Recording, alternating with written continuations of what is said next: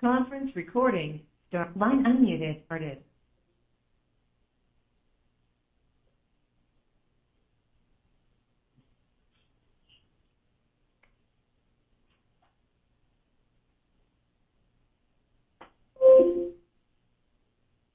Judge, I see you talking, but I believe you're muted. Yes, sorry about that. So we'll get started right at 11 o'clock. But please go to my webpage and sign in. That's how we keep formal track of appearances.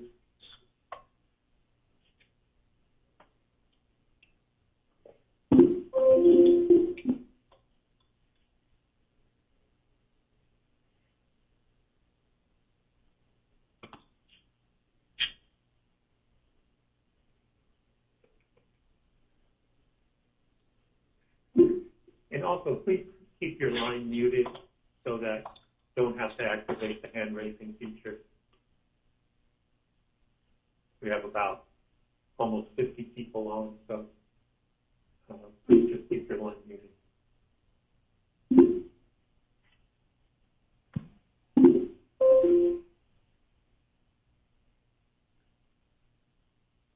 All right, good morning. We're here for the 11 o'clock docket. Today is Wednesday, July 16, 2025. Case number 25-90113, Global Clean Energy Holdings, for the first day hearing. So why don't we get the appearances of counsel first? Sure, I'll start. Good morning, Your Honor. Jason Boland, Bob Booner, Julie Harrison of the Northern Rose Fulbright Program is proposed local counsel for the debtors. We're joined this morning with our co-counsel, Brian Sharks, Ross Fiedler, and Bill Arnall of the Kirkland and Ellisburg. And Mr. Sharks will take the lead at today's hearing at the appropriate time. All right. Good morning, Mr. Boland and Mr. Sharks. Good morning, Judge. Jackson Garvey of Sidley Austin LLP on behalf of VTOL Americas Corp. On the line from Sidley are my colleagues, Mr. Robert Stevens, Ms. Megan Quijada, and Mr. Ian Farrell. VTOL is an energy and commodities company that's been around for over 55 years and plays a number of different roles in these cases. First, through the supply and offtake agreement, which is a safe harbor forward contract. VTOL provides the debtors with liquidity and feedstock and then buys the finished product. We were also the pre-petition revolving credit facility provider, and we're a DIP lender in this case. Right, thank you. Good morning, Your Honor. Howard for the United States Trustee. Good morning, Mr. Lynn. Morning, Your Honor. Steve Pesanowski with Haynes and Boone on behalf of CTCI and CTCI Americas. Also appearing with us is our co-counsels, Davis Wright and Tremaine, Reagan Powers, and his team. We have some other Haynes and Boone folks on the phone as well, but we're here as a party to the restructuring support agreement, and I'm sure we'll have some comments as the case or as the hearing goes on. All right, thank you, Mr. Pesanowski. Anyone else? Your Honor, not unless I can hear. I can hear you, Mr. So, Your Honor, not the Scouts from Latham and Watkins on behalf of Orion Energy Partners as agents for the term loan, the term loan issuance and members, and the SHIP term loan engagement. all right. Anyone else wish to make an appearance? All right, Mr. Sharp? Hi, Your Honor. Can you hear me? I can hear you, yes, sir. Okay, thank you. Good morning, Your Honor. For the record, Brent Sharp, counsel debtors. It is very good to be here today. As you guys have always a little bit about what it's taking to get here. But before I do that, I have various stakeholders really around the world to support and have support the country for so long. So just take a moment to say thank you. Support the staff, officers, people, assistants for accommodating us today. Guys, it's not lost on me that you and Judge Lopez both held time on your respective calendars for a couple of days, so we thank you for that. Hope there wasn't too much of an imposition. Also, for what it's worth, today happens to be my oldest son's 5th birthday, and I promised him I would be home to celebrate, so the earlier hearing time is very much appreciated, so I can keep that promise, so thank you. I know we filed a on the table during the early hours of this morning. Hopefully, Your Honor was able to get everything on a timely basis and as soon as possible. If that's not the case, please do let us know. We'll address that as soon as possible. Very quickly to keep production to the Northern Rose and Kirkland team that you just heard from. The company has several other individuals on its side that I'd like to introduce. First and foremost, there is Mr. Noah Berloon, the debtor's president. Raise your hand. Mr. Berloon has submitted the first day declaration in support of the debtor's petition at docket number 2. We also have very thorough, by the way. So I really appreciate it. I've got a full education in biofuels in short period of time. So, yeah, Mr. Sharp, if you could just get a little closer to the microphone.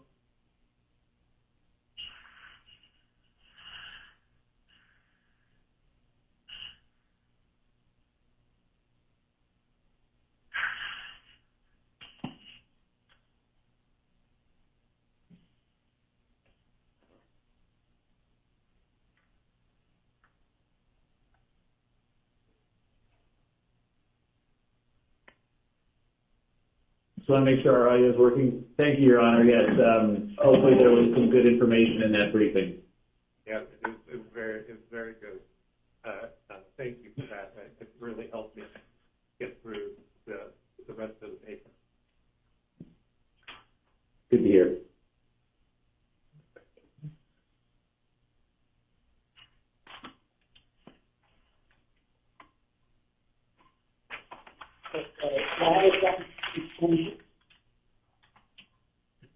Sorry, and you were just praising us on our first day declaration. Our phone dropped. I'm sorry about that. Again, also from the management team, so that's sitting Mr. Balloon in that window. He is the company's general counsel, and Mr. Wade Atkins, the company's CFO, who I also see in the room. In addition, from the advisor side, we have Mr. John Walsh of Alvarez and Marcel,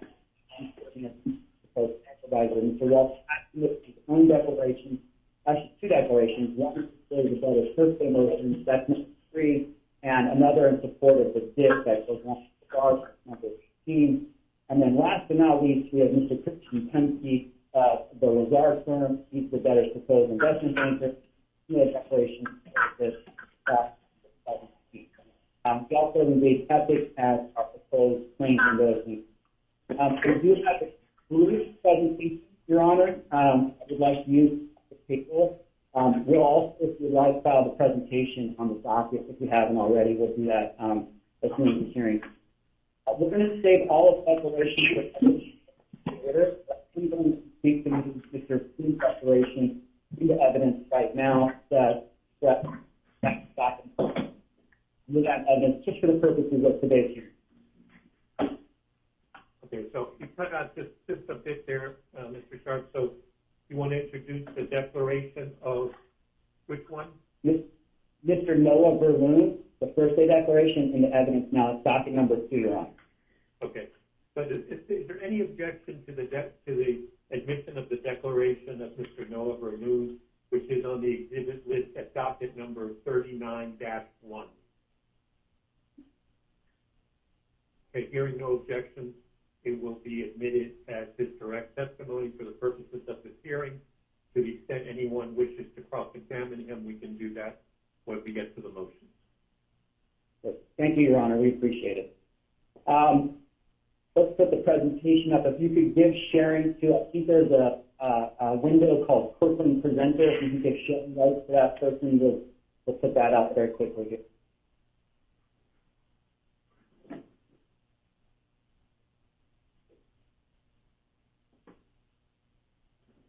KE presentation, excuse me. KE presentation, yep. That's their now presenter. Appreciate it. Okay, I'm going to get moving even while it comes up. Your Honor, we're here today on behalf of Global Clean after really half a year of hard-fought, intense negotiations between the company and its key stakeholder groups on a carefully crafted Chapter 11 case. I will get into this in detail, and you've read it in the documents, I'm sure, but I don't want to bury the lead. We entered the case with a deal.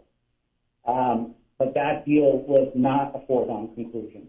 Our collective negotiations really continued all the way up to the finish line in the early hours of this morning, without any real certainty that we would reach the conclusion that we have today.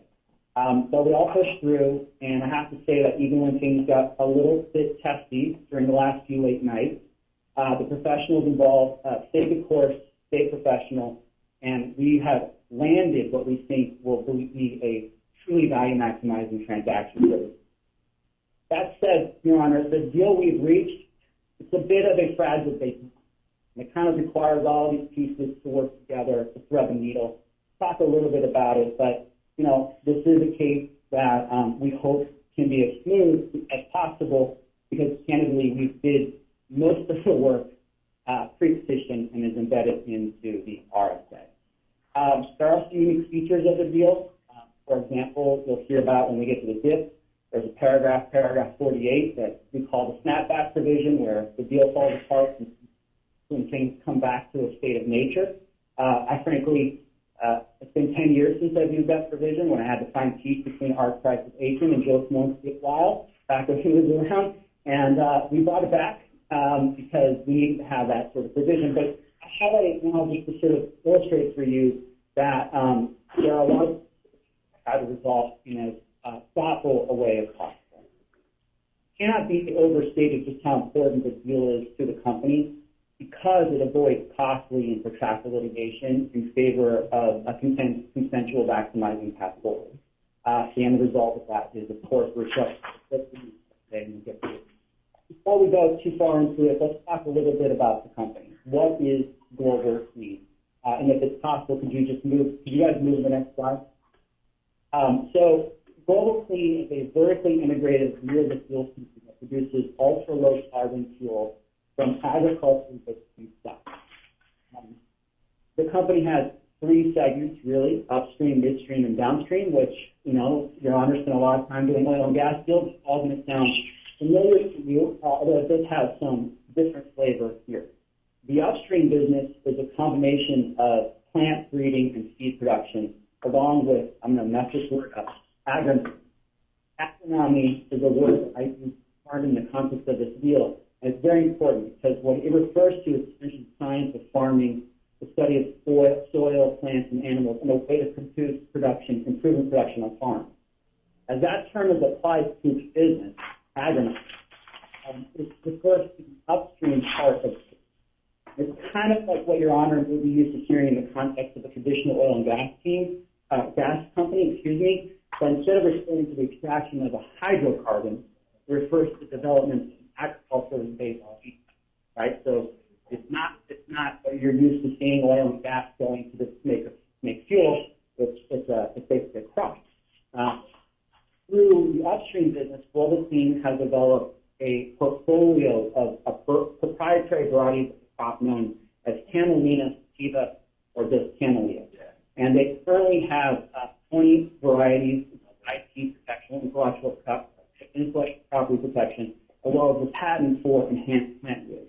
What the company has done over the years is it's gone and it's introduced Camelina to farmers in their locations around the world so they can grow it in fallow fields where they're not growing food. Because whenever you're using, a crop for fuel, you get into this debate about should we be using that crop for food or should we be using it for fuel. And Camelina is designed to sort of bridge the gap into that.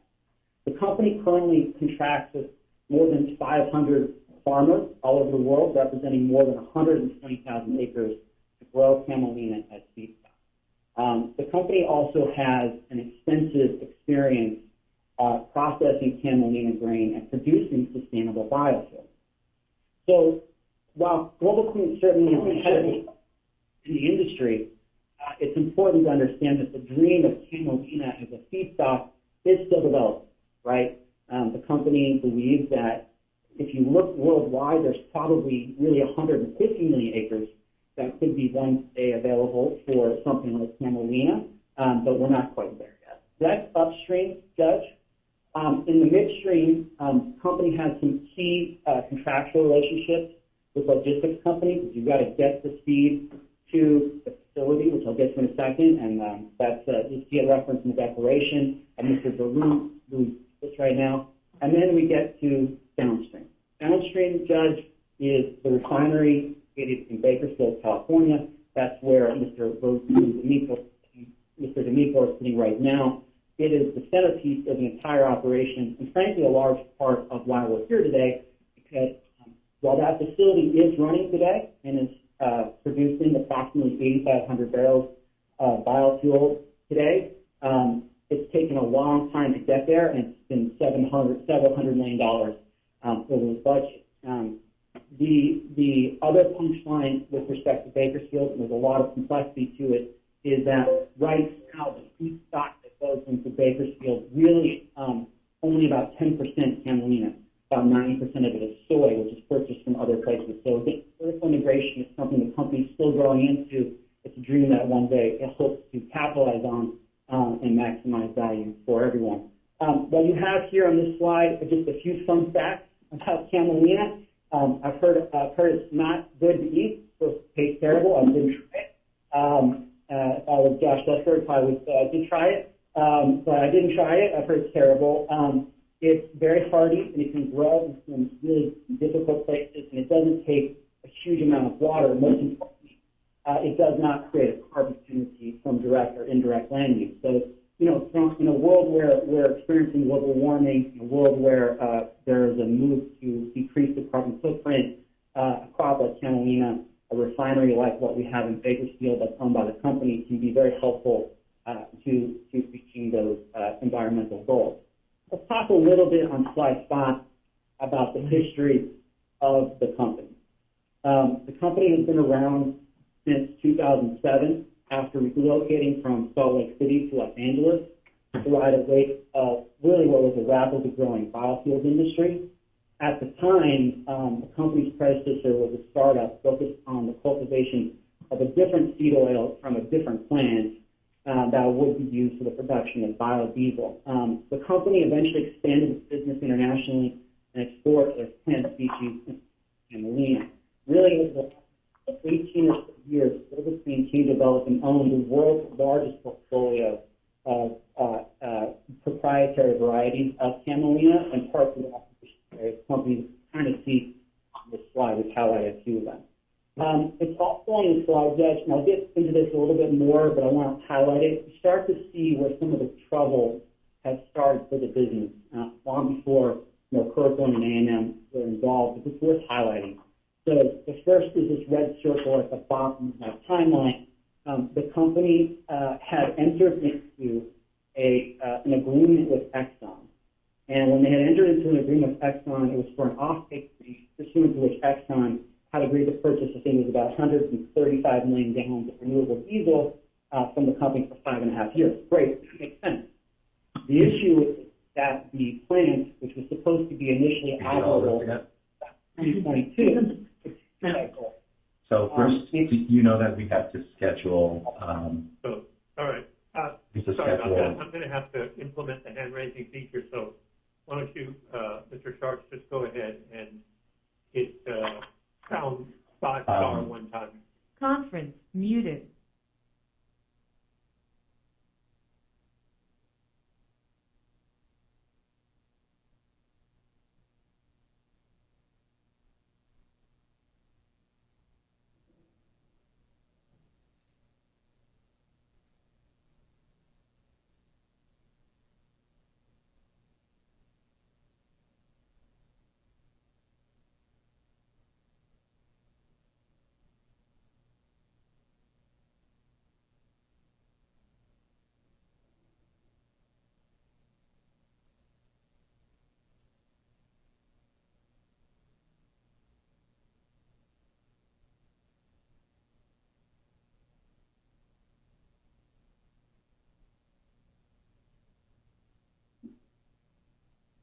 Mr. Sharp, did you hit 5 * one time?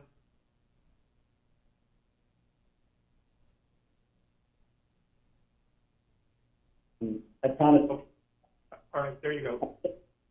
So sorry about that, Judge. I don't know why the phone dropped. Again, Exxon we had this offtake agreement, and the company had to terminate it because the facility wasn't up and running as it had anticipated when Exxon entered into the agreement with the company. Also, in 2023, you'll see this 2023, 2024, the company replaced Exxon with Vitol. So, Mr. Jackson,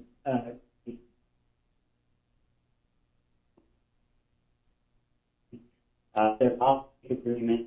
I think we're losing you. For some reason, we're not picking up every word now. If you hold on, give me 1 second, I'll just change phones. Give me 1 second.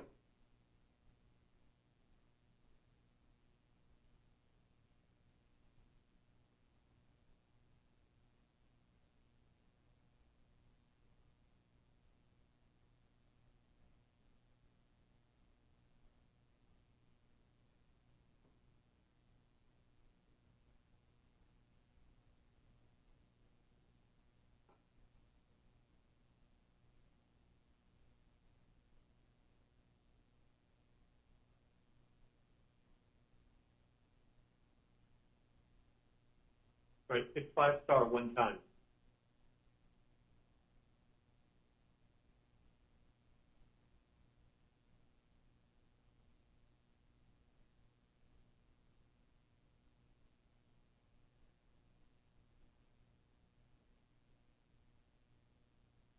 Can you hear me? I can hear you fine. Judge. Good. Okay, thank you so much. Sorry about that. Hopefully I don't end up in a phone booth on Lexington Avenue at this rate. Okay, so the company entered into an arrangement with Vitol, very important party. And then if you look at the very top right of this timeline, Judge, December of 2024, the key there is that the facility started to come online. So, you know, we go through this whole history, acquires Camelina, dispute with Exxon, replaces Exxon with Vitol, and in 2024, the Bakersfield facility comes online. I'm going to fill in some of the gaps, but I just want you to have those key dates as we go through how we got here. Let's talk for a moment about, on the next slide, the company's organizational structure. It's not overly complicated, even though it is a worldwide operation. There are a total of 19 entities that sit below the lead debtor, Global Clean Energy Holdings, which is the holding company, and also trades publicly right now over the counter. The non-debtor affiliates are the company's 4 subsidiaries that are based outside the U.S., Argentina, Brazil, Canada, and Spain. We kept them out of the case because they didn't have things that they needed to restructure. We do anticipate, making sure that they can continue to operate during the case uninhibited. I want to talk a little bit about the capital structure.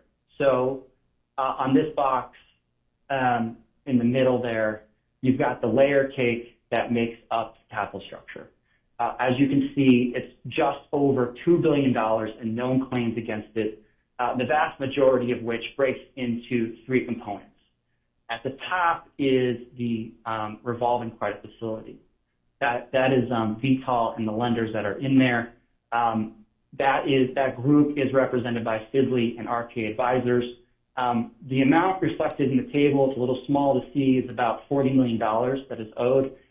That doesn't include potential set-offs that would be associated with amounts the company owns back to Vitol under the offtake agreement. So this is just a pure debt number. The Sidley team would tell you that it's actually much less when you account for the set-offs. But as we come into the case, that's what's owed under the revolving credit facility. In addition, let me just ask you something. Did I read correctly that Vitol also has a part of term loan D? Correct. Yes, they do have part of term loan D. Correct. Yes, Your Honor. You read closely. The consenting term loan lenders, so the next layer down, they're owed about $1 billion. Again, this is sort of exclusive of premiums and fees. Let's try to get as close as we can to a principal number. They're led by the agents, which is an entity known as Orion Infrastructure Capital, or OIC, agent and also a lender. There are other lenders in that group, namely Voya and Grosvenor Capital. There are a few others. The consenting term loan lenders are represented by our friends at Latham and Perella. That was Nassif who spoke up, and the Perella Weinberg firm led by Doug McGovern. As I will get to in a moment, the term loan lenders have funded literally hundreds of $1 million into the debtors beyond of what they originally expected when they first made the investment. I'm going to have a slide just to walk you through that very quickly. And, you know, like probably all distressed borrower-lender relationships, it hasn't always been perfect or peaceful, but on a net basis, it's always been constructive. And, you know, to put it bluntly, without the lender support, we probably wouldn't be standing here today because they've really kept the lights on by keeping this company funding. I'll come back to that in just a second. If you guys can keep it on the prior slide. I want to talk a little bit about CTCI. So CTCI is the company's engineering, procurement, and construction or EPC counterparty. They are responsible for the work that was needed to be done to convert the Bakersfield facility from a conventional operation to a biofuel operation. Now, CTCI is based in Taipei, Taiwan, and I think they are probably still trying to figure out how they ended up enmeshed in a bankruptcy process in the Southern District of Texas. But CTCI has also been a really important supporter of the business, even if it has been acrimonious at times. We did have the opportunity, I did personally, to meet many of the principals from CTCI in Tokyo, Japan at the beginning of this year when we really kicked off our discussions in earnest. I don't know if they're listening, but I haven't talked to them since then, but I would like to say thank you to them for helping us get to where we are today and getting this over the line. It required everyone working around the clock. Our friends from CTCI are represented by Davis Wright Tremaine, led by Reagan Powers out of Portland, and the BDO team. It's important to know, Judge, just the leader on this slide for a second, which collectively represents like 98% of the known claims against the company. So this is the lion's share of the claims against the debtors. It's important to note that things are a lot more complicated than this little orange table on the slide might have you believe, because there are, in fact, a huge number of complicated disputes lurking beneath the surface. They're so sensitive, I'm a bit loath to wade into them, so I don't want to go too far into it because I don't want to disrupt the apple cart, but I do want to just touch on it briefly just so you know what the pressure points are, because I think it will help make some of the other details you picked up on the in the documents make a lot more sense. So first and foremost, Judge, I would say the biggest issue is one of priority, right? CTCI as a contractor, right, engineering procurement contract, EPC party, has asserted a more than $900 million mechanics lien on the Bakersfield facility, right? And that lien raises a whole host of issues because you have to have a fight potentially about where does that lien sit relative to the lenders. Lenders will tell you we're senior. CTCI will tell you, well, I don't really care because I think there are lots of other things you haven't paid attention to, including timing, et cetera, et cetera, et cetera. So we don't think you're senior. Suffice to say, the priority dispute sits at the heart of the structure, including the deal that we cut. I'm not going to say anything more about it because I'm going to make people angry. The second dispute is one of amount, right? What is the amount of the lender's claims? Should it include fees? Should it include premiums? All those things that we fight about in the bankruptcy case under Section 502 of the Bankruptcy Code. Similar issue with respect to CTCI, but it has a different flavor, right? The debtors have maintained and would maintain if it was litigated that CTCI's claim amount should be a lot lower. CTCI would say actually should be a lot higher. Suffice to say, it's an extremely complicated issue, and that would have been the subject of the arbitration that was launched pre-petition. Third, Your Honor, are all of the various ancillary disputes that really would have emanate for those first two, right? Difficult questions about adequate protection. Could we impose a non-consensual priming dip on someone who's asserting a lien, whether it's junior or not? The value of the company, who gets what? I mean, I'm not going to lie to you, Judge. There's a small part of me that really wanted to hash out all of these issues in court. I think it would have been a lot of fun and intellectually interesting. I also think, Judge, it probably would have killed the company because no one was going to sit around and fund that massive litigation where everyone fought over it. And so we'll have to save those types of fights for a different time, a different place, and a different case, because as we sit here right now, Your Honor, we have settled, embedded in the RSA and in the DIP financing, we've settled these issues as that careful detente that I started at the beginning. let's go now to the next slide. Let's talk a little bit about really how we ended up here. You've got what the company does. You've got the history sort of broadly written over the last, call it almost 20 years. You've got a view of the capital structure. You know what the amounts are. You know where things sit. You know some of the fault lines. How did we get here? So I'm zooming into really the last year or so. The company's liquidity issues primarily stemmed for delays in the conversion of the Bakersfield facility from convention to agricultural feedstock. That's the work that CTCI did.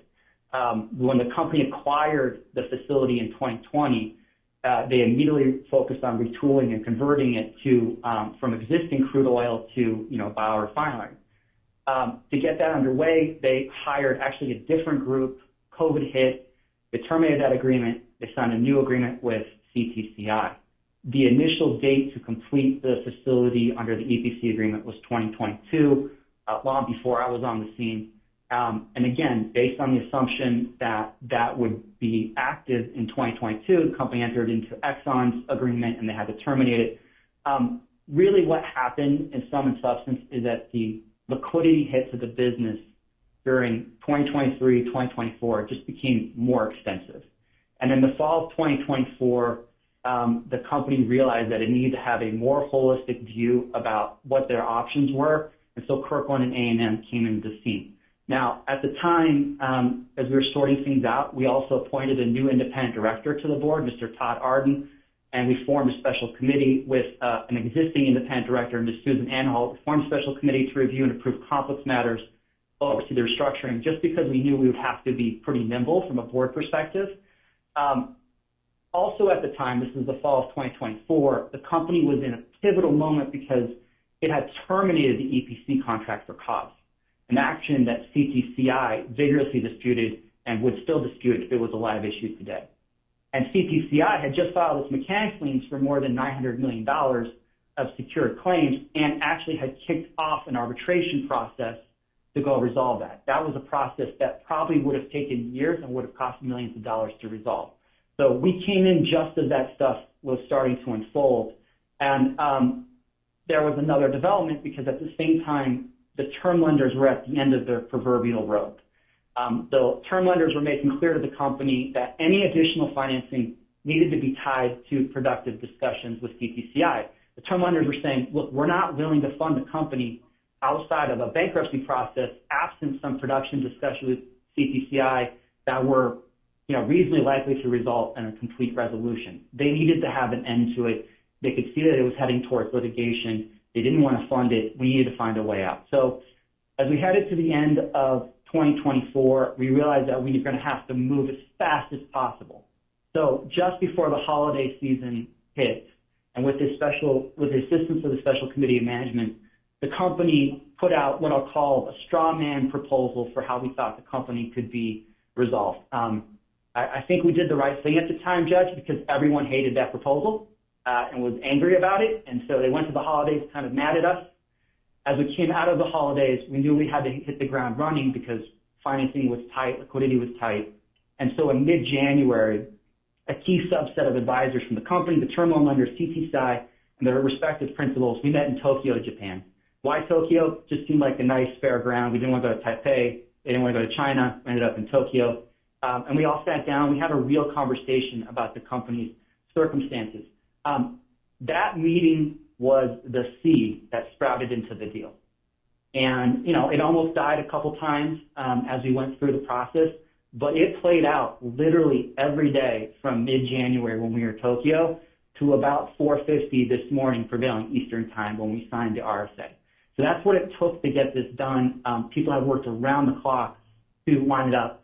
One last thing, and I'll come back to the RSA in a second, but I want to highlight this bottom blue box, Judge, in the right-hand corner. Lazard has been around for a while, long before Kirkland and Alvarez were there, doing a marketing process. I'm not going to read all of the words on the page, and it's covered in detail in the declarations. The punchline, Judge, is that this thing has been marketed every which way till Sunday, and we don't have an active alternative. Now, the RSA does have what I'm sure you would expect is the right thing here. We have a customary fiduciary out, along with some fiduciary flex provisions that allow some discussions to continue, even within the backdrop and confines of the RSA. So if someone shows up, that's there. But we as the company and the special committee are confident that this is the value maximizing deal. Lazard, is a very well-respected investment bank, and they've tried their damnedest to go try and find something, and it hasn't matured. So this is where we're at. This is not just lenders and everyone coming together and slapping their hands together. There's been a very extensive marketing process that sits behind this whole thing. Let's go to the next slide. I just want to highlight for you, Judge, I talked a little bit about, the lenders financing the company. You can see here every step of the way, the term loan lenders, in addition to all the work that CTCI has done, have really stepped up and upsized the facility significantly. This is kind of extraordinary, but there are no less than 22 amendments to the original credit agreement to get to this point, which, that in and of itself speaks volumes about the lender support for this business to get here. And, it also speaks to the point that we need to have a resolution because it couldn't go on forever and this thing couldn't devolve into litigation, either in bankruptcy or out of bankruptcy. It just was not going to work. Let's go quickly to slide 11. Okay, so how do you put several hundred pages, maybe 1,000 pages of document on one piece of paper? Here you go, Judge. And I'm sorry it's a little busy. I'm going to highlight just a few things for you. I'm not going to read everything on this, but I'm going to highlight a few things. The capital structure is a bit of a layer cake. And the reason it's a bit of a layer cake, this is what's in the deal, right? This is the pro forma structure. And I have another slide that I'll show you before and after. It's a layer cake, but it's in a layer cake because to resolve all these various outstanding disputes, the we, like the royal we, the Vosotros in the deal, all of us involved, had to thread the needle on a myriad of collective difficult issues. Not the least of which is that, CTCI is an engineering firm based out of Taiwan, and they don't have necessarily the flexibility that maybe a lender may have or a distressed hedge fund may have. They have limitations on what they can do in a bankruptcy. They have limitations on what kind of consideration they can get back. So even if people had a desire to cut a deal, we had to be receptive to some things that maybe we weren't used to dealing with in a restructuring. That's really what's reflective of this deal. I'm not going to spend too much on this slide other than to say that the parties to the RSA hold about 98% of all known claims against the debtors. That's the line across the top. And so we've been able to really bring the stakeholders together to find a place here. Let's go to the next slide because I actually think it's more helpful. Here's the layer cake. I can't say I've ever seen so much of a pro forma capital structure like this in my entire career. The reason we have this, and a lot of reasons we have this structure, is that the stakeholders have limitations on what they can take. They have limitations on what they're willing to give.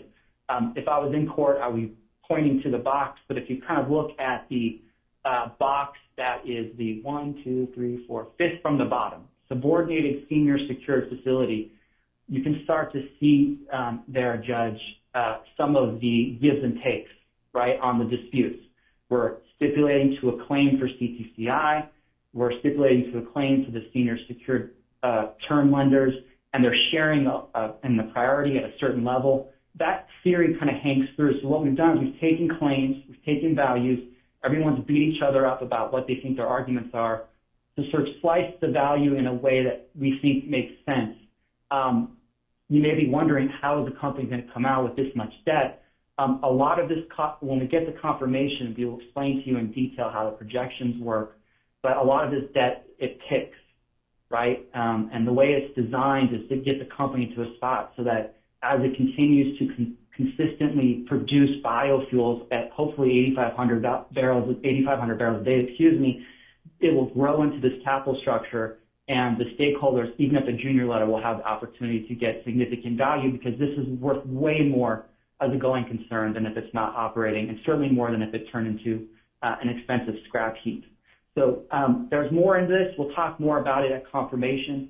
The last thing I'll say is there is one piece of the deal that we have to nail down, which is that we still have to line up exit financing. There's a small slug cash needed for exit financing at the end of this process. And so as we move past the deal and we move past locking everything in, move past doing all the things we've been doing, there's going to be a singular focus on finding that, so that when we're before your honor confirmation, we're as certain as we can that we've lined that up and we know that we have the cash on a go-forward basis to get the exit financing. Last slide, and I swear I'll be done. And I appreciate your patience, and I apologize for the text issue. I'm sorry, 2 more slides. We just put things side by side. What does the settlement look like versus litigation, right? Because there's so many things that could be fought over.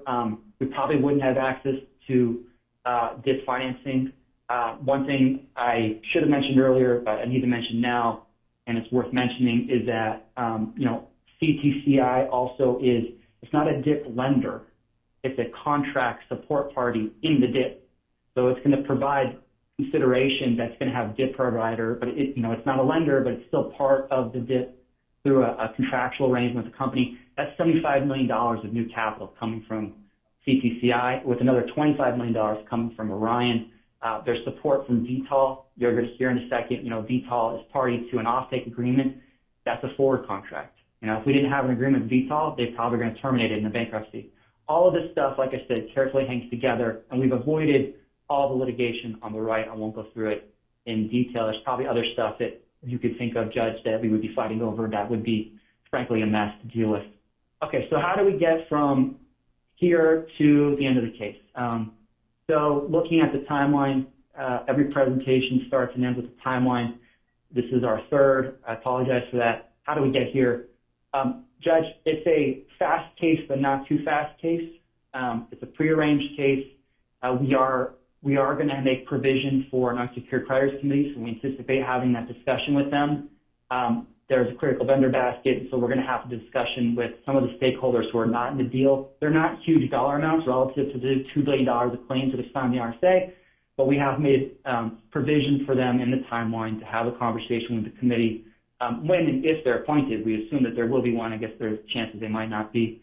The punchline here, Judge, is that we want to be at a disclosure statement hearing round about the last week of May. We have May 22nd or May 23rd, if I can see it correctly, and then a confirmation hearing entered around, call it the first week of July. If we've done it all correctly, the deal has hung together. We have hopefully worked with the creditors committee to resolve whatever issues they have. We found exit financing, and if we do our job correctly, this will be a very boring case for you, and we'll be at a uncontested confirmation hearing, which is our dream and hope, because I'm tired of fighting with all of my friends on the phone, and now we have an RSA. We can all focus on the solution and move forward with a stronger, more successful, reorganized global claim. So with that, Your Honor, thank you for your patience. Sorry again about the technology issues. If you have any questions, I'm happy to answer them. And if not, I am going to cede the podium to anyone else who'd like to be heard at the intro. Then we'll move to the first item on the agenda, which we propose is the DIP. All right, so does anyone wish to make any comments by way of what I would call an opening statement? And I think, and if you want to speak, just hit 5-star one time.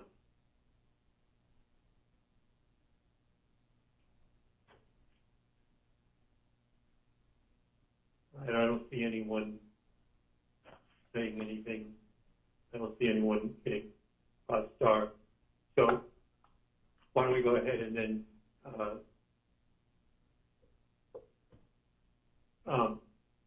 Your Honor, Steve Peznowski, if I could, I'm sorry, I thought I hit 5-star and maybe I didn't earlier. No, you did. Okay, sorry about that. Sometimes I fumble around with the technology here. Again, Your Honor, Steve Peznowski with Haynes & Boone represents CTCI and CTCI Americas, along with the Davis Wright Tremaine folks, Reagan Powers and Hugh McCullough, who are also appearing here. I don't want to say a whole lot here, Your Honor. I think Mr. Shark's did a very nice job of making an even-handed presentation for the constituents here. I would just say, and for my client's benefit,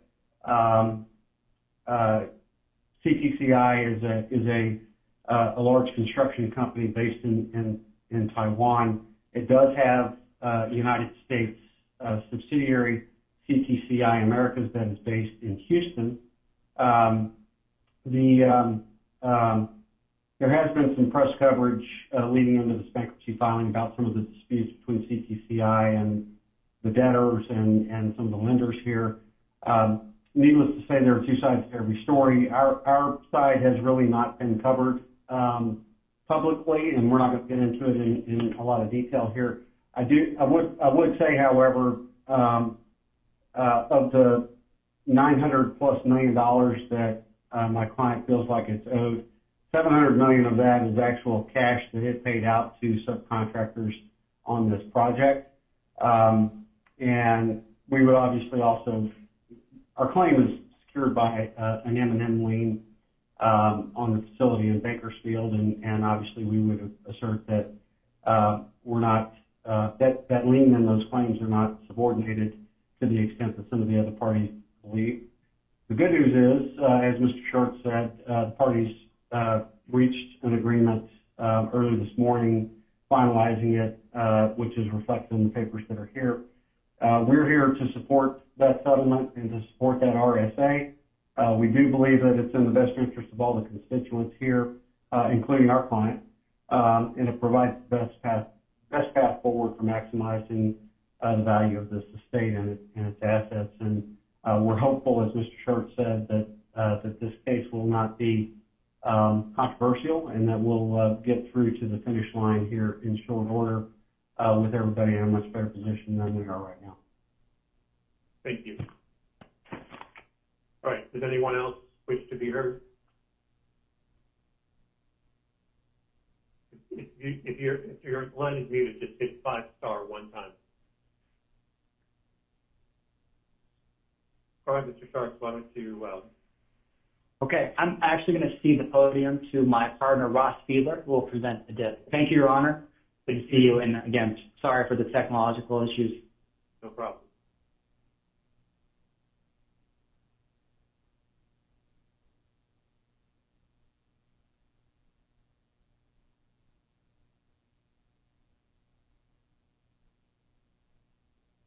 Afternoon, Your Honor. Can you hear me all right? I can hear you just fine, sir. Great. For the record, Ross Fiedler, Kirkland & Ellis, on behalf of the debtors, I must apologize on Shart's behalf. Mr. Shart's, I convinced him to use this room for today's hearing, so I take all the blame. As Mr. Shart's mentioned, I will take the court through the DIP financing motion. I'll quickly address a sealing motion that we filed that's related to the DIP, and then I'll turn over the podium to my colleagues to address the balance of the agenda. I did want to reiterate Mr. Shart's comments at the beginning of the hearing, which is we want to thank the Office of the United States Trustee for working with us through all of this paper for the last week and a half. They've been tremendously constructive. I think you'll see that in all of the orders that we present to you, as I believe we are going forward on a fully consensual basis. So now, turning to the DIP, Your Honor, the motion was filed at docket number 16. The relief is supported by 2 first-day declarations from Mr. Verloon and Mr. Walsh, as well as 2 other DIP-specific declarations. The first is a separate and second declaration from Mr. Walsh, filed at docket number 18. The second is from Mr. Christian Temke, a managing director at Lazard, that was filed at docket number 17. Both are on the video conference today. They're available to testify if necessary, but unless Your Honor has any questions, we'd ask that the court admit those declarations into evidence. All right, so we've already admitted Mr. Verloon's declaration for purposes of this hearing. Let me first take Mr. Walsh's 2 declarations. The first declaration is found at docket 39-2, and the second declaration is found at docket 39-4. Does anyone have an objection to the admission of Mr. Walsh's 2 declarations? All right, hearing none, I will admit for purposes of this hearing Mr. Walsh's declarations at 39-2 and 39-4. And then to to the extent anyone wishes to cross-examine Mr. Walsh, we can do it at an appropriate time. Second, does anyone have an objection to the declaration of Mr. Christian Tempe found at docket 39-3? All right, here no objection. I will admit Mr. Tempe's declaration found at docket 39-3 for purposes of the hearing today. And again, to the extent anyone wishes to cross-examine Mr. Tempe, we can do that in connection with a particular motion. So go ahead, Mr. Fielder. Thank you, Your Honor. So as you heard from Mr. Schartz, the various DIP financings were highly negotiated, and they really are the glue that is holding the RSA together. I might repeat some of what Mr. Schartz has said, but I do think it's important to make those points. But in terms of the structure, Your Honor, we have 2 regular way DIP facilities and 1 new contract services agreement, which are separately being provided by each of the 3 groups that are signatories to the RSA. The first is a $100 million revolving credit facility being provided by VTOL, the debtor's pre-petition RCF lender. That consists of a $75 million revolver, which the company will have access to during the pendency of the case, subject to a weekly borrowing base that's calculated on a weekly basis. Whatever is borrowed, yes. Yeah.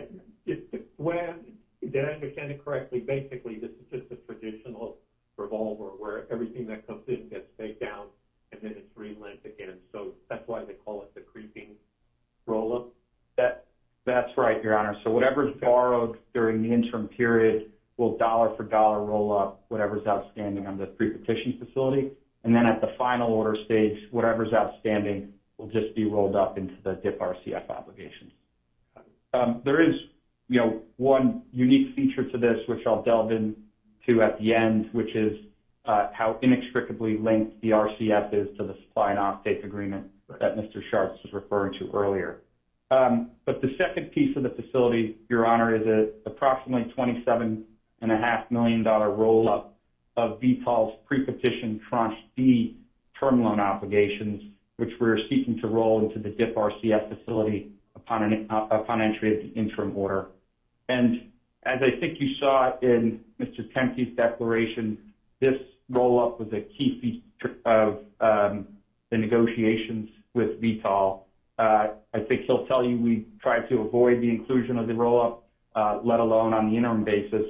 But VTOL is providing a number of very critical benefits to the company that I think I'd just like to point out. One is obviously the continued access to the revolving credit facility, but the other is continuing the supply and offtake agreement, which, as Mr. Schartz mentioned, is a forward contract and could be terminated by VTOL at any time. They're also, pursuant to the RSA, committing to provide exit financing to fund the go-forward business, and they are providing additional liquidity relief with respect to the revolver by opening up additional flexibility in the borrowing base, which will be critical both during the case and on a go-forward basis. So when you take into account all these benefits, the fact that all the pre-petition secured parties are consenting to be primed by the roll-up, and what Your Honor has approved in prior cases, I think it's eminently reasonable and certainly in the best interest of the company that we have the roll-up approved on an interim basis. The second facility, Your Honor, is the DIP term loan facility being provided by Orion and the other pre-petition term loan lenders. Like the revolver, this will have liens on substantially all of the company's assets, though it will sit behind the revolver in both lien and claim priority.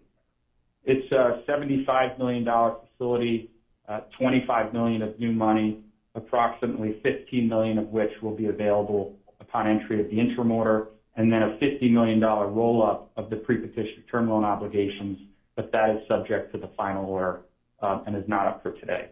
So we'll address that roll-up piece at the second day hearing, but I just wanted to preview for Your Honor. When you look at the financing that the term loan lenders have provided, just in the 4 months leading up to the cases, it's about over $70 million. And that financing was absolutely critical to keep the company operating as a going concern, but also to bridge us to the consensual deal we have that's embodied by the RSA. So that's the first two facilities. The last is the new CTCI agreement. As part of the negotiated settlement with CTCI, the company will enter into a new construction services contract where CTCI is committed to provide $75 million of consideration in the form of payments and reimbursements for certain goods and services. And $25 million of that will be available upon entry of the interim order, and then the balance will be spread out throughout the budget. And I think one point to highlight here is as amounts are paid or reimbursed by CTCI, they will be given the protections of the DIP order through super priority claims and liens that will sit pari with the DIP term loan obligations, but again, junior to the revolver. So those are the three facilities, Your Honor. I think it's unquestionable that the company needs cash. As you saw in Mr. Walsh's declaration, we have little to no money as of the petition date, and we need access to cash collateral and the facilities to continue operating. Just briefly, Your Honor, we've been in the market for financing in one form or the other for about 8 months now. Lazard in July of 2024 ran a process to raise money for the upstream business. That didn't result in anything actionable. And in the last few months, they narrowed that process to post-petition financing, reaching out to over 80 parties with no one willing to provide financing on a junior or unsecured basis. And part of that really, Your Honor, is substantially all of the company's assets are liened up, and there's no material unencumbered value against which we could have raised financing. So that's the marketing process. I'll turn real quick to the economic terms of the three facilities at a high level. I think they're quite debtor friendly. The RCF bears interest at an all-in rate of 12%. That's the same rate as the pre-petition revolver. The DIP term loan has an all-in rate of 8% per annum with no fees associated with it. And then the CTCI contract has a typical standard contract margin fee that will not be paid in cash, but will be, along with the DIP term loan interest, be capitalized upon the principal amount and converted into the exit facilities upon exit. So those are the facilities and the terms, Your Honor. Turning quickly to the order, there's a standard adequate protection package here. Each of the DIP parties will get replacement liens, super priority claims, and payment of professional fees during the case. The one difference is the pre-petition RCF will get current cash pay interest, but that's only for the amounts that haven't been rolled up, so we expect it to be pretty de minimis up until the final order. The 506C, 552, and marshalling waivers are all subject to final order as well. And then we have a standard challenge period in paragraph 38 of the DIP order that gives the committee 60 days from its appointment and third party 75 days from entry of the order to put forth a challenge. There is one point I want to highlight, which Mr. Schartz certainly previewed, which are the stipulations in paragraph G and what all of the advisors on the phone have referred to as the snapback provision in paragraph 48. This is, I think, one of the most important provisions of the DIP order and is keeping the deal together, right? So as Mr. Schartz mentioned, as is in Mr. Verloon's first day declaration, these cases would have been consumed by the litigation associated with the relative priority and claim amount of CTCI vis-a-vis the other secured lenders. And so the stipulations reflect a global resolution on that. However, to the extent the cases do go awry and the RSA is terminated for whatever reason, paragraph 48 provides that the CTCI stipulations and release would fall away, while the stipulations with respect to the RCF lenders and the term loan lenders would remain binding on the debtors. That said, the framework we've put in the DIP order is that everyone's rights would be reserved as if the cases were filed without appeal. And so CTCI will still reserve its right to assert that it's senior to the other lenders and vice versa. Before I finish here, Your Honor, the last point of DIP motion is kind of another motion baked within the DIP motion, and it's authority to continue the supply and offtake agreement in the ordinary course of business and to assume that agreement, but subject to entry of the final order so the committee, once appointed, can take a look at that. As Mr. Schartz explained, these agreements are really the arms and legs of the business. And we've tried to lay that out in a demonstrative and show you how it is intertwined with the RCF. That's at Exhibit 1 of the DIP motion. And really what the SOA does is the debtors purchase feedstock such as soybean oil from Vitol, which is then transferred to the facility. It's refined and produced renewable diesel, which Vitol then purchases and then sells to the end market. And the RCF is what is providing the working capital to pay for that feedstock. But the main reason why the SOA is so critical is that without it, the company would be forced to source feedstock from third parties on the open market. And, you know, given the company's creditworthiness and its position, it likely would have to post significant amount of collateral to make those purchases.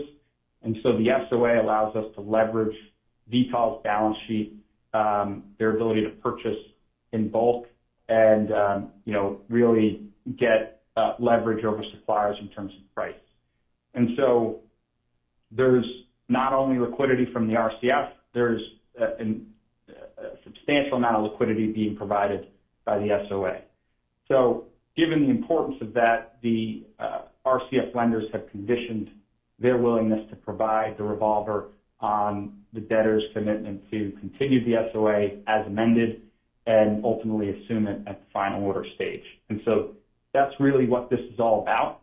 The obligations under the SOA pre-petition have similar security as the RCF. And so what we're looking to do is extend the super priority claims and liens to the obligations under the post-petition amended SOA. So I think that's it, Your Honor, for me. If you have any questions on my remarks or the order, I'm happy to answer them. But otherwise, we would ask the court to approve the interim DIP order as submitted on the docket. Right. Does anyone else wish to be heard? Yes, Your Honor. Jackson Garvey from Sidley Austin, again, for Vitol, if I may be heard. Absolutely. Go ahead, Mr. Garvey. And I'm an out-of-towner, but I do have a pro hoc on. So Judge, I won't go long, and I thought Mr. Schartz and Mr. Fiedler did a nice job of explaining how our facilities work, and there are a number of them. But did have just a couple quick points of clarification, mostly around some numbers. And I'm going to use numbers as of yesterday since the filing slid into the early hours of this morning, and we don't have those updated figures yet. But the $39.1 million figure that was in the presentation Mr. Schartz had up on the screen in the simplified capital structure, that's the balance as of the petition date just on the pre-petition revolving facility, rather than across the full suite of Vitol's facilities with the debtors.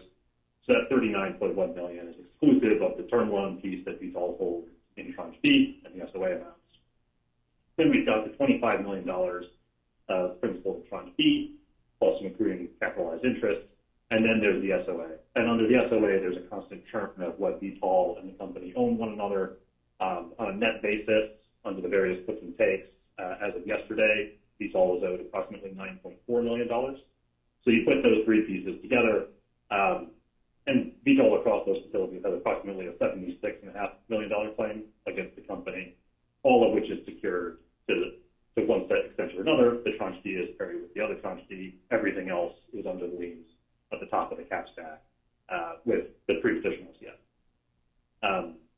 One other quick point of clarification, because I think there may have been a little bit of confusion on that point. Through the Vitol DIP, the overall RCF availability is getting upsized from $75 million to $100. That's primarily to accommodate the roll-up of the tranche D, but paired with that, there's borrowing base relief under the DIP facility. So the borrowing base has a supplemental $35 million, which creates $7-ish million of incremental liquidity across the two revolving facilities for the debtors.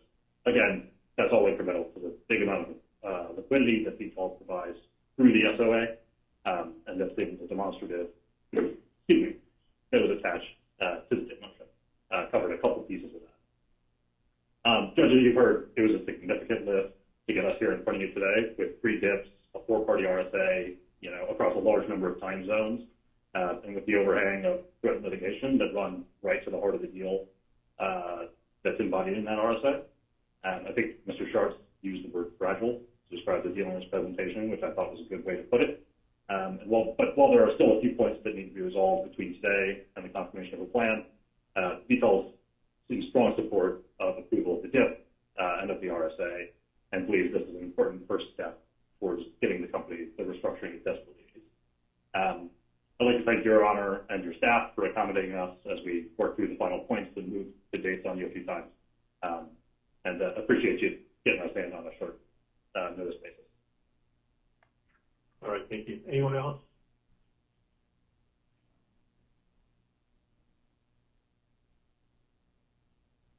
All right, so I did have an opportunity to review the motion, the proposed form of orders, and I think that the declarations were, in this case, particularly helpful. So thank you, Mr. Walsh, Mr. Temke, and Mr. Verloon. I found them to be very helpful once I started reading the documents to have gone through the background and the declaration. So I find that I do have jurisdiction, and based on the evidence presented, the fact that the company was entering this bankruptcy with $2 million of cash in the bank, and the fact that it is a very complicated, not only complicated capital structure, but as a result of the various components, this is something that fragile is a good word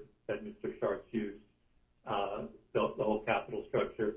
I find that the debtors exercised its business judgment in entering into this facility. The terms, I think, are reasonable under the circumstances. The ability to create the liquidity for the company to go forward, to be able to get to a plan confirmation, I think is very important. And I do think that based on the complexity of the capital structure and the complexity of the way the debtor does business, in essence, having VTOL finance the debtor's business on a go-forward basis, that the DIP is appropriate. So I will go ahead and approve the DIP. So let me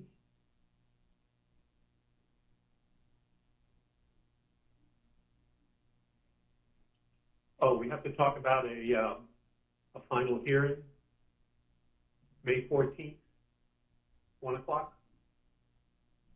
I think that should work, Your Honor. If it's all right with you, while we go through the balance of the agenda, would it be possible if we confirm that with the other parties and just get back to you?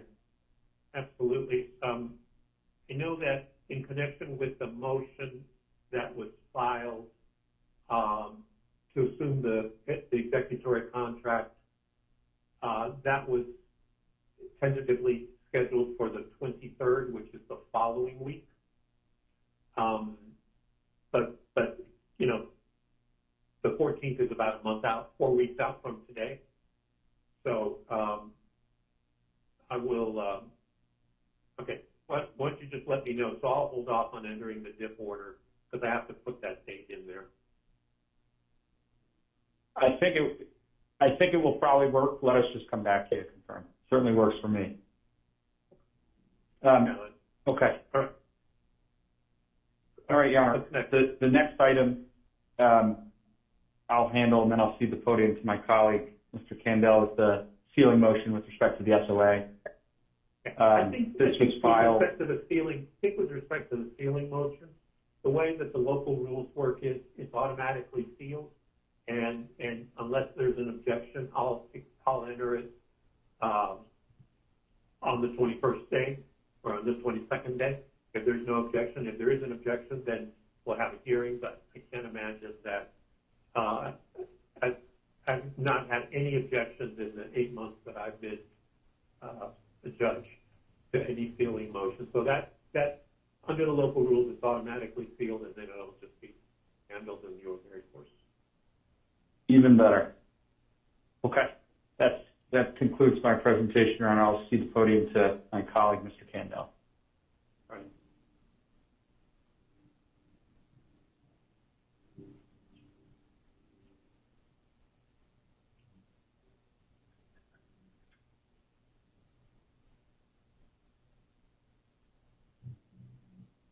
All right, I think you're unmuted.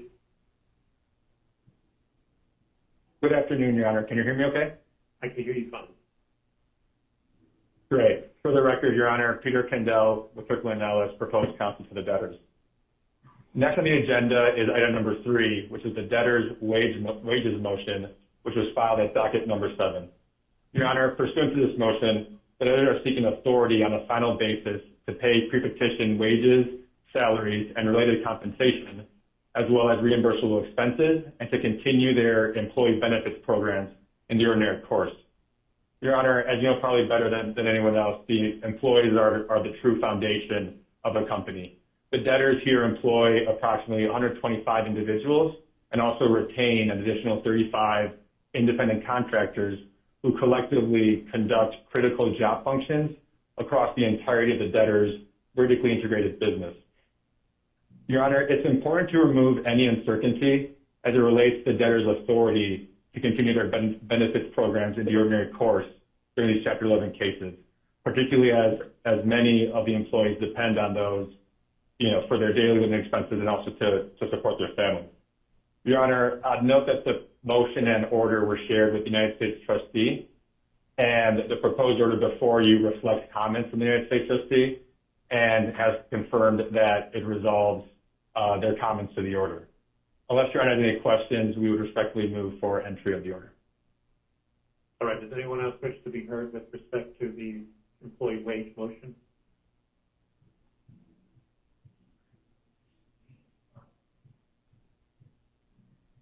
Okay, hearing none.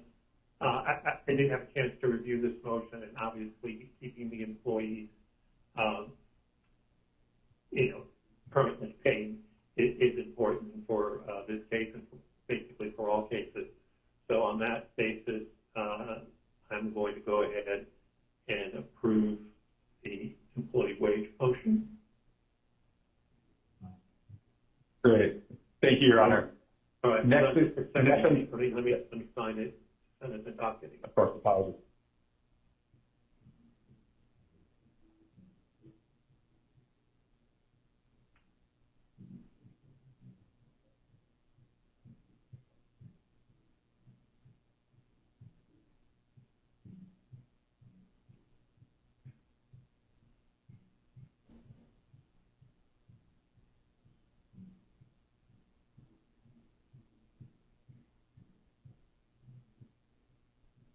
All right, what's next?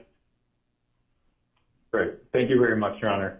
Next on the agenda is item number 4, which is the debtor's critical vendors motion filed at docket number 8. Your Honor, pursuant to this motion, the debtors are seeking authority to pay in the ordinary course of business the pre-petition claims of certain of the debtors' vendors and suppliers. The debtors are seeking authority to pay up to $14.5 million on an interim basis and up to $30.3 million on a final basis. These vendors and suppliers, Your Honor, may hold 503b9 claims, they may have the ability to potentially assert liens on the debtor's property, or they may serve critical functions without the ability for the debtors to compel performance. Any disruption to their services would likely result in immediate and irreparable harm to the debtors. Your Honor, I have to really commend the management team here, as well as Mr. Walsh and his team, who undertook considerable efforts to really dig in and analyze the claims and vendor base here to make sure that the relief being sought today was narrowly and appropriately tailored under the circumstances. And these vendors do really provide very important services to the debtors, Your Honor, including specialized services that relate to ensuring compliance with health, safety, environmental, and regulatory matters to make sure that the facility is up and running safely. Your Honor, similar to the wages motion, this motion and order was shared with the United States trustee, and the proposed order before you reflects their comments that we understand resolves the matters for them. So unless any questions from Your Honor, we would respectfully request for entry of this order. All right, does anyone else wish to be heard on the critical vendor motion? All right, so I've reviewed the motion, and in particular looked at the types of claimants that would be paid, including 503B9 claimants, potential lien claimants, and other, critical vendors at the facility. And I think it's appropriate under the circumstances. I think it's an exercise of the debtor's business judgment to maintain the going concern value of the business. So I will go ahead and approve that motion. And again, there we need to figure out what the final hearing date is. So I'll grant it, but I'll hold the order until we get a final hearing date. All right, what's next? Great. Thank you, Your Honor. With that, I will cede the podium to my colleague, Mr. Sanders. Okay.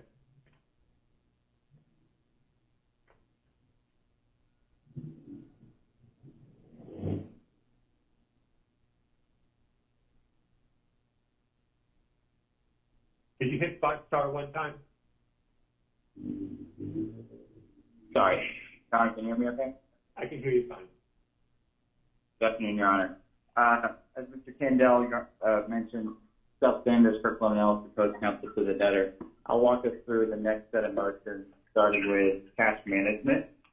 This is agenda item 6, filed at docket number 13.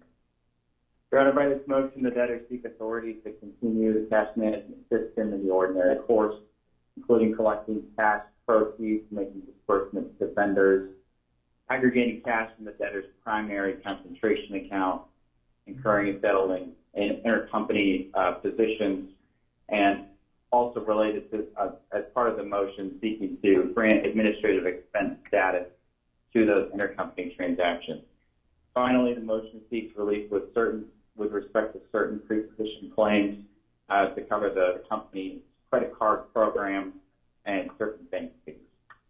As Your Honor can imagine, the debtors maintain a complex cash management system as exhibited on Exhibit 1 to the motion, and it's critical and necessary to continue that cash management system to allow for a smooth transition into the Chapter 11 cases, including but not limited to the continued use of the revolving credit facility and default SOA. In short, requiring the debtors to adopt some sort of different cash management system would be highly disruptive with a limited benefit to any party. We previewed the motion and the order with the United States trustee. We believe that they're supportive after incorporating their comments. Unless Your Honor has any questions, we respectfully request entry of the interim order. So are all of the accounts, did I read it correctly, at U.S. Bank? That's correct, Your Honor. Okay. All right, and then the credit card program is with somebody else, not with U.S. Bank. It's with a credit card program called RAMP. Okay. Yes, separate entity, separate company. As of the petition date, we owed about $48,000 that we would seek relief to pay. Yeah, those are always the most difficult to get back on track, based on my experience. So, again, so we need, anyone else wish to be heard? All right, hearing none, I've reviewed the motion, and I'll grant it. I think that maintaining the cash management system is important, and as soon as we have a final hearing date, I'll get the order entered, because this is, again, trying to get people that are out someplace and need to get gas and don't have, they cut off their credit card. It's always a problem. So I'll get that done as quickly as possible. Thank you, Your Honor. Okay. The next item on the agenda, Your Honor, is the utilities motion. That's agenda item 7, filed at docket number 14. Your Honor, by this motion, the debtors seek relief to establish adequate assurance procedures to ensure continued access to essential utility providers, and seek confirmation that those adequate assurance procedures, in fact, give adequate assurance to the utility providers in accordance with Section 366 of the Bankruptcy Code. By way of background, and as you can imagine, Your Honor, the Bakersfield facility relies on essentially utility providers for including but not limited to natural gas, telecommunications, water, et cetera. Those are absolutely critical that those utility services are not disrupted in any way. We seek authority to place just over $300,000 in a separate account, an adequate assurance account, which constitutes half of the debtor's average monthly cost of utility services. So that would be the adequate assurance proposed for the utility providers. And we have run this motion in order by the United States trustee and understand that they're supportive of that relief as well. Unless Your Honor has any questions, we request entry of the utilities order. Does anyone else wish to be heard? All right, I did have one question. I saw that the spend was about, $650,000 or so per month, but then did I read correctly that there was like $1.1 million that was owed, or am I confusing another motion? We are in arrears about $1.1 million. That's correct. Oh, okay. And so the 317 is to provide adequate assurance on a go-forward basis, and the 1.1 million will be dealt with if there's an executory contract or something like that, or treated as an unsecured claim. That's correct, Your Honor. All right. So obviously, being able to have utility service for the plant is imperative. I think I view it as a motion. The debtor pursuant to 366 has to offer adequate assurance. To the extent a utility believes that they're not provided adequate assurance, the motion provides the mechanism in order to be able to come back to court to seek that. And obviously, whenever we establish the final hearing date, we can use that date to the extent any utility provider wants to come back, we can have the hearing on that date. So based on that, all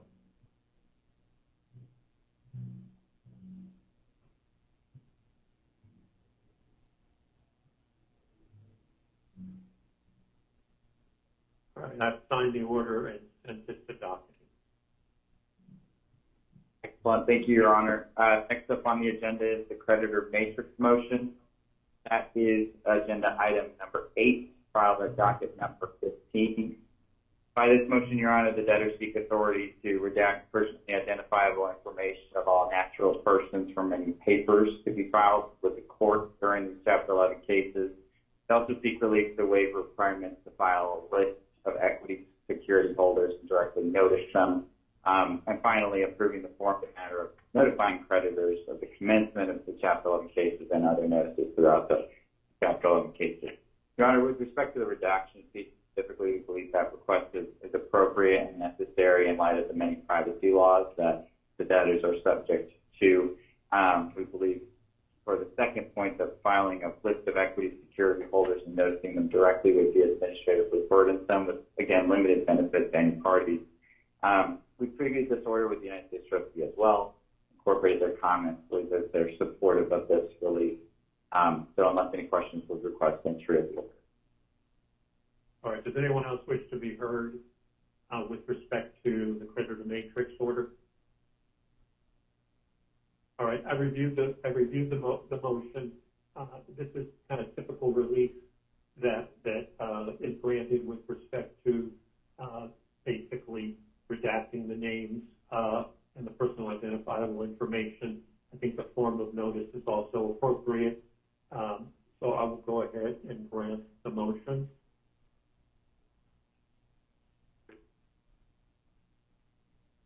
Give me a minute.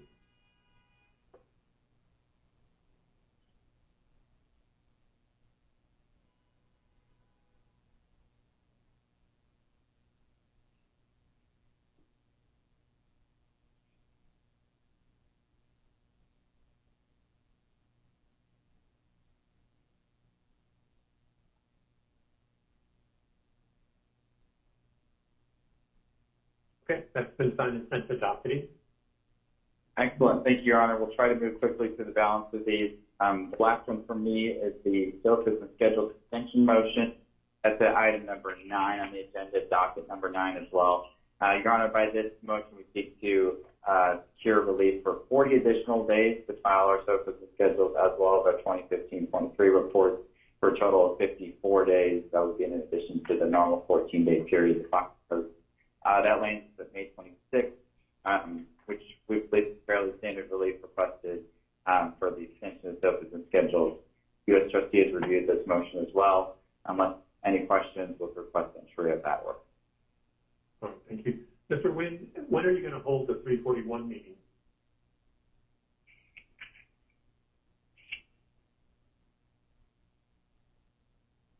I think it just unmuted you. You may be muted on your side. Thank you. I wasn't, I apologize, Your Honor. I went to the U.S. Trustee. Your Honor, it's going to be likely between 45 days. We've reached out to the debtors and to get the corporate representatives so we can have some calendar dates.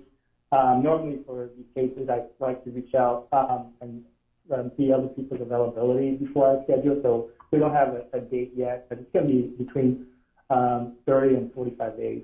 And to the extent that we don't have schedules for the required 341 date, I've already spoken to debtors counsel. We're just going to continue it out and every date.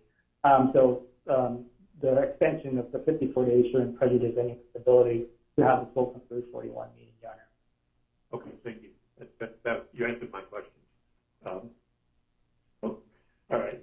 Again, requesting an extension of the time to file statements and schedules, I think, is appropriate under the circumstances. It would be administratively burdensome. So I'm going to go ahead and grant the motion. So let me.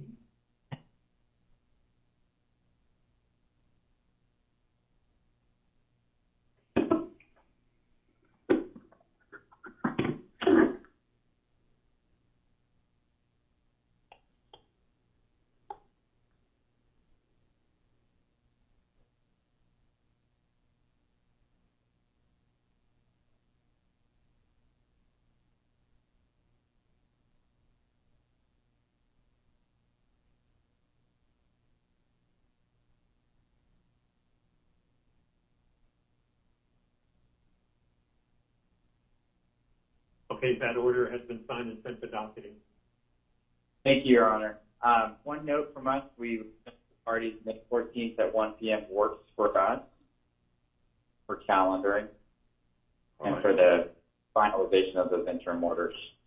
All right, so as soon as the hearing's over, I'll go ahead and just insert that date, and I'll do the objection deadline the week before at 5 p.m., the 7th at 5 p.m., and I'll get those entered as soon as we're done with this hearing. Thank you, Your Honor. There's 3 motions left, and for those, I will turn the podium over to my colleague, Mr. Gibbons. Thank you.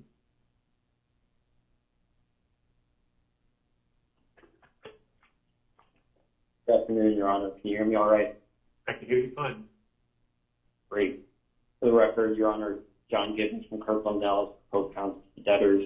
I'll be taking the court through the balance of the agenda today, starting with the insurance motion, which was item number 10 on the agenda and docket number 10. Your Honor, the insurance motion seeks that the debtors maintain their insurance and surety coverage on a post-petition basis and satisfy pre-petition obligations related thereto.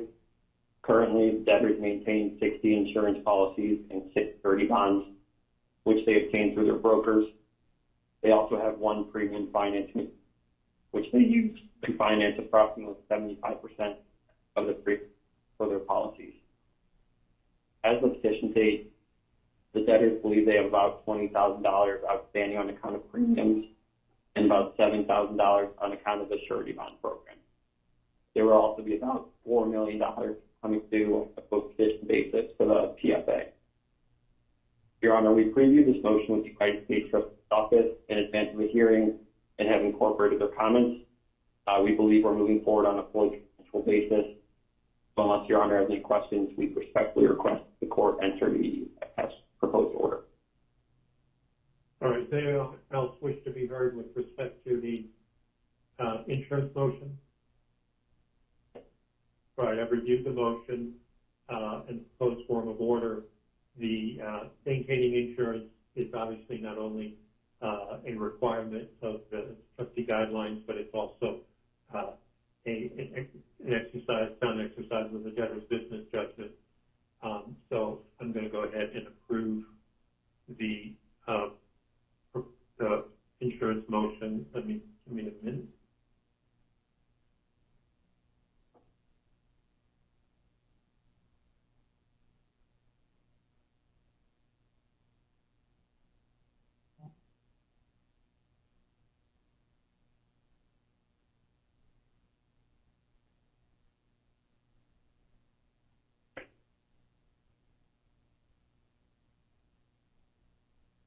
All right, that's been signed and sent to docketing. Great, thank you, Your Honor. So the next item on the agenda is the taxes motion, which is item number 11 and docket number 11. Your Honor, this motion seeks customary relief to continue paying taxes on a post-petition basis and satisfy pre-petition amounts outstanding on taxes and fees. As of the petition date, debtors estimate they owe approximately $3 million on account of taxes and fees, most of which relate to property taxes related to the Bakersfield facility. This motion also seeks authority to undertake certain tax planning activities that will help maximize the value of the debtor's estate, especially as they turn towards their go-forward structure. We also shared this motion with the United States trustee and believe moving forward on a fully consensual basis. Unless Your Honor has any questions, we respect the court enter this order. All right, does anyone else wish to be heard? All right, so I did have one question, and this is more for my edification. But when is the last day that taxes are due in California without penalty for the prior year? Is it normally, I know in Texas it's February 1st or January 31st? Do you know? I'm not sure under state law, but we could have to check in. No, that's okay. I can. Mr. Atkins, do you know? Yeah, hold on. Let me hit 5-star one time.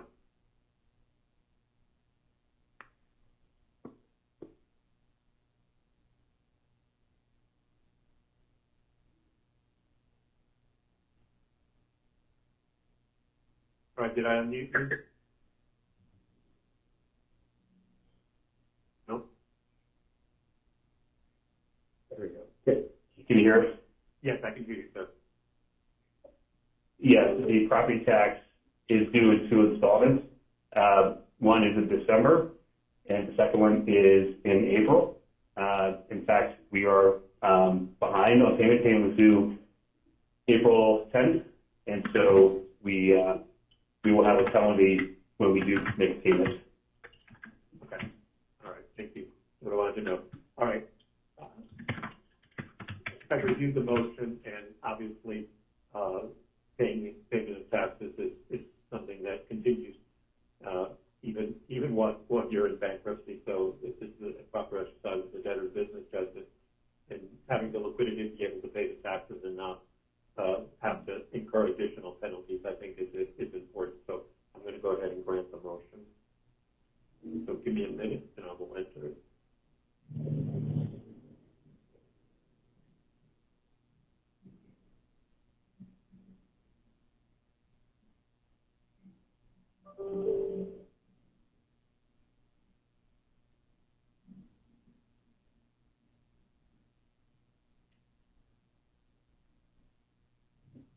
All right, that has been signed and sent to docketing. Great, thank you, Your Honor. So the last item on today's agenda is item number 12, which is the docket number 12, allowance. The debtors generate certain tax attributes throughout the business that can be used to offset taxable income. The relief sought in this motion essentially sets forth notice procedures regarding transfers or declarations of worthlessness with respect to Global Clean Energy Holding Inc.'s common stock that could impair the value of these assets. These assets are of potentially significant value, so the notification and objection procedures set forth in the motion will really just help protect those for the benefit of the debtors and the stakeholders. Again, we shared this with the United States trustee and believe we're moving forward on a consensual basis. Unless Your Honor has any questions, we we request that the court enter the proposed order. All right, does anyone else wish to be heard? So I've reviewed the motion. I think maintaining, and obviously the NOLs are property of the estate, and creating a notice procedures pursuant to which the debtor is able to make an informed decision as to whether a transfer would potentially have an impact, I think makes a lot of sense, and it's a sound exercise of the debtor's business judgment. So I will, on that basis, I'll grant the motion, and let me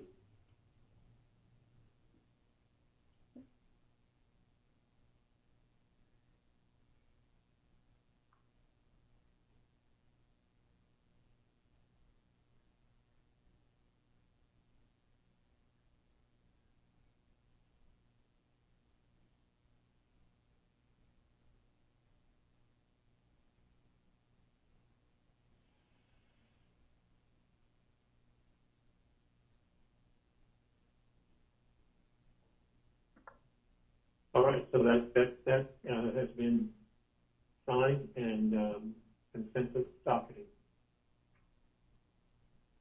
Great, thank you, Your Honor. That was the last item on the agenda, so unless Your Honor has anything else, we'd just like to thank the court for your time and for accommodating us in such. No, thank you very much. As I said, I felt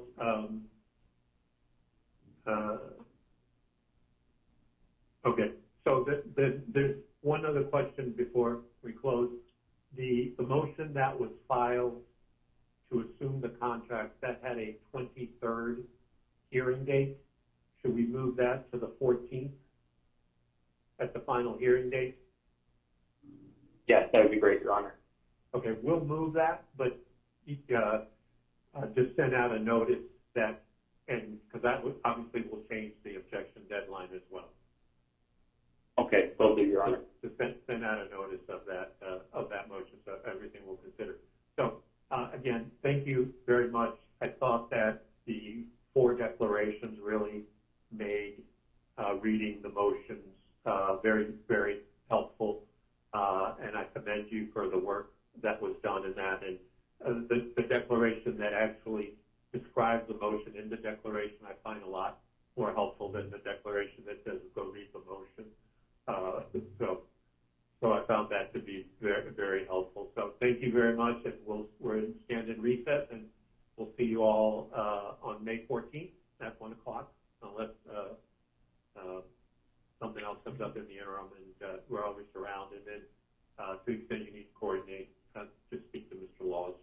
But so we're in recess until 4 o'clock this afternoon.